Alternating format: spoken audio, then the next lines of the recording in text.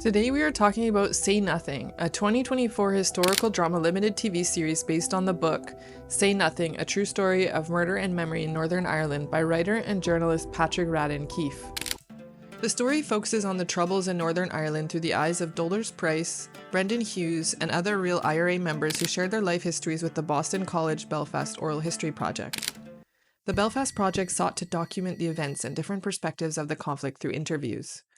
The TV show is really a masterpiece in showing the IRA, the brutality of the British counterinsurgency, and the lives of Catholic Northern Irish, especially during the 1972 period of intense conflict in Belfast. The title itself, Say Nothing, reflects the code of silence that surrounded paramilitary groups and their activities, as well as the ongoing reality today that IRA members will likely continue to say nothing, given what happened with the Oral History Project and the overreach of the police in matters of historical research.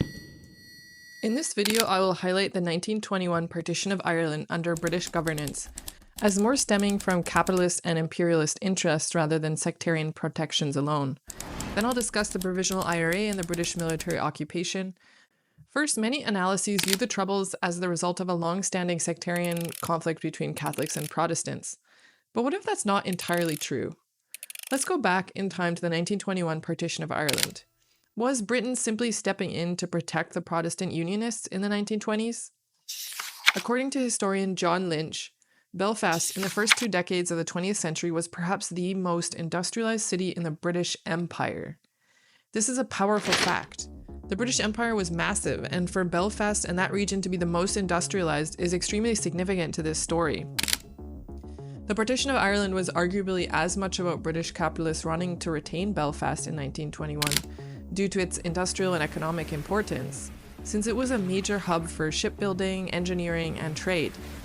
The city's working-class population provided a vital source of cheap labor that fueled its industries and benefited the British imperial economy, with Catholics in particular providing low-wage and hard labor-intensive jobs in industries such as dockwork, construction, and textiles. The 1921 strategy to retain Belfast and the region through partition was only one of the first British partitions in history. We also should look at later partitions to better understand how Britain continued using this as a favorite imperial divide and conquer strategy.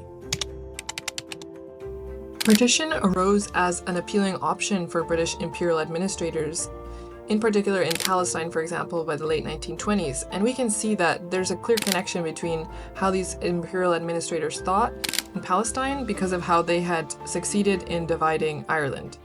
For example, historian Penny Sinanoglou argues that from the vantage point of Palestine's administrators, India and Ireland appeared as parallels to Palestine, and thus the partitions and constitutional divisions undertaken in each place provided a potential path to follow.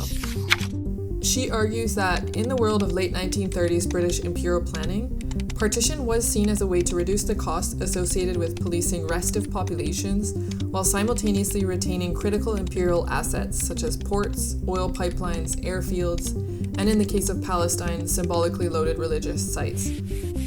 Many later partitions made by the British, such as the partitions of India, of Kashmir, and of Palestine, were influenced by similar British desires to control their colonial territories. Partitions were typically done by drawing boundaries to separate populations based on ethnicity, religion, or political allegiance.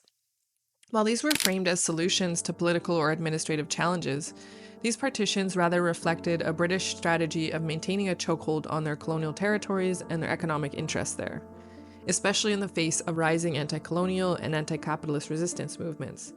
So by dividing and conquering these movements, Britain aimed to keep territories fractured, preventing unified nationalist uprisings and ensuring ongoing British control. These are largely the conditions that created the Troubles, and the many colonial and imperialist partitions the British made have left lasting scars all over the world.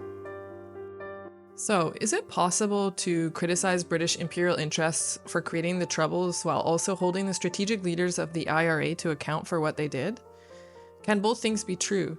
Can people publicly support the goals of the IRA while honoring the civilians killed and also embracing the peace process that has left Northern Ireland still under British control? These are some of the open questions that are explored in the show. So let's talk about what partition left behind. When Northern Ireland was created in 1921, it became its own political entity, with a majority Protestant population and a Catholic minority. The Catholics largely faced a lot of discrimination from the Unionists. These were Protestants mostly who wanted Northern Ireland to stay with Britain. And this wasn't just about politics. The Catholic community dealt with unfair treatment in housing, jobs, and even voting rights, which really built up a lot of resentment. On top of that, Loyalist and Protestant paramilitary groups, along with British counterinsurgency forces, stepped in to defend Unionist interests repeatedly. The Catholic nationalist community in Northern Ireland started to demand equal rights, an end to discrimination, and better political representation. Fast forward to the 1960s and 70s, when a massive time of political change was happening with decolonization, civil rights, and radical social movements. These trends fueled a sense of urgency and inspired both peaceful protests and armed resistance. And we can see this in the scene where the Price sisters go to a peaceful protest and they're pretty brutally attacked at the end. It was largely this event that radicalized the Price sisters and led them to joining the IRA. Like, you want to do something about our wee apartheid state? Let the blokes upstairs are a good place to start. You're going to take down the police barracks? No, we're going to take down the government. So here's one of the big problems. The British government didn't handle the IRA's demands or their grievances well. Instead, they either ignored them or cracked down really hard, sending in the British military in 1969 under Operation Motorman. This was the largest British military operation since the World Wars. Some 22,000 British soldiers and 5,300 members of the Ulster Defence Regiment were involved in Operation Motorman.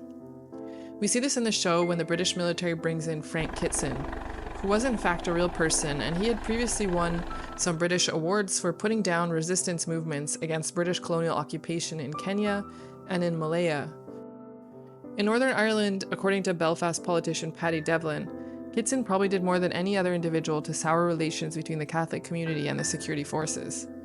Kitson was known for using counterinsurgency tactics that involved military force, psychological warfare, the use of informants, covert operations, surveillance, and illegal interrogations involving torture and abuse. Kitson even discusses in the show how he learned such tactics through his activities in Kenya.